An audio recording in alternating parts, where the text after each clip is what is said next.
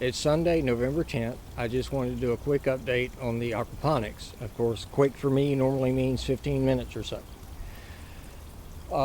Most of this stuff was just planted in the grow beds or in the ground. Grow beds Tuesday night, in the ground Thursday, I believe. I'll have to check some video dates, but I think I got the groundwork done between Thursday and Friday. I thought I had most of it planted Thursday. Yeah, because I went to the movies Friday.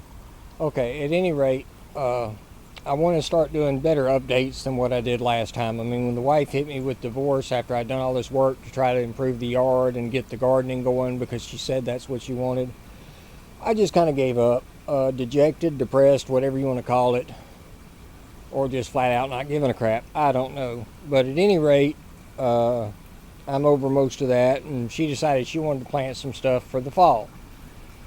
Since I need to keep the fish alive anyway, I said, why not? So she wanted to plant stuff in the ground. Of course, it was November, or the last week in October when she came up with this idea. So she asked me if I had seeds, so I helped her go through the seeds, pick out some stuff, and get some seeds started. But it was pretty late in the season, and I had to build the hoop house and everything else. Those videos are up. And I wound up buying some seedlings. Now, as far as the channel system, I've got one poor little strawberry that was left over from my other strawberries that we salvaged and put here. There's a few of them in the grow beds. Then I've got the 6 romaine lettuce, which are starting to look really good, picking up some color, even though I need to add iron to the system badly. So in this front, I've got the 1 strawberry, 6 romaine, 6 butter crunch, and all of the butter crunch is looking good, starting to leaf out. Some of it got a little leggy under the lights inside when it was being seeded or germinated, but it should do okay. That stem should thicken up. So then 6 butter crunch, 2 kale. The kale are store-bought. 3 spinach. The spinach are store-bought. Then over here on the back side, if I can step on my sump here,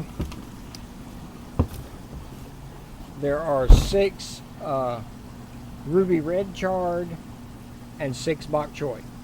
Okay.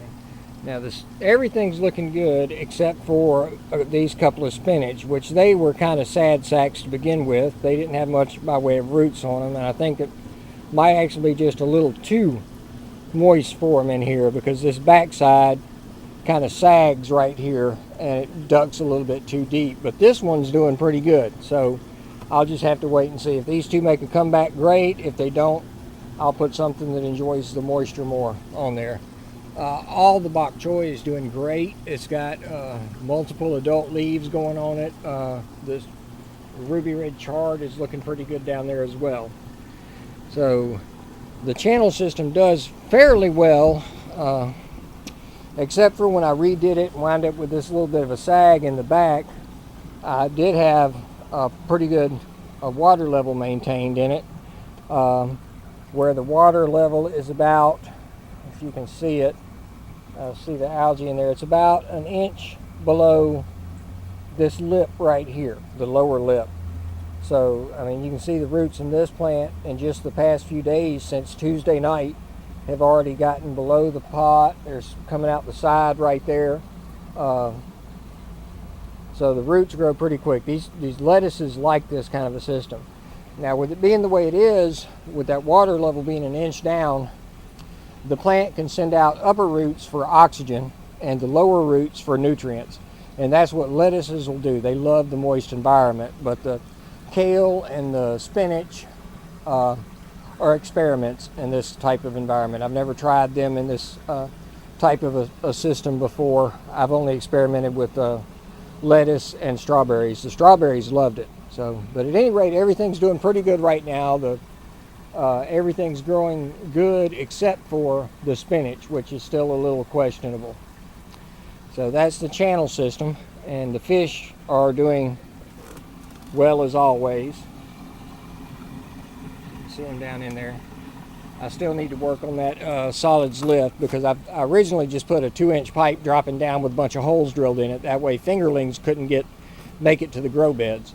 And I never got around to redoing it for an actual solids lift overflow, but I think I need to start working on it. During the summer, the fish were active enough that they kept the solids stirred up and it wasn't an issue. Now they're slowing down with the cooler water temperatures, and it is becoming an issue.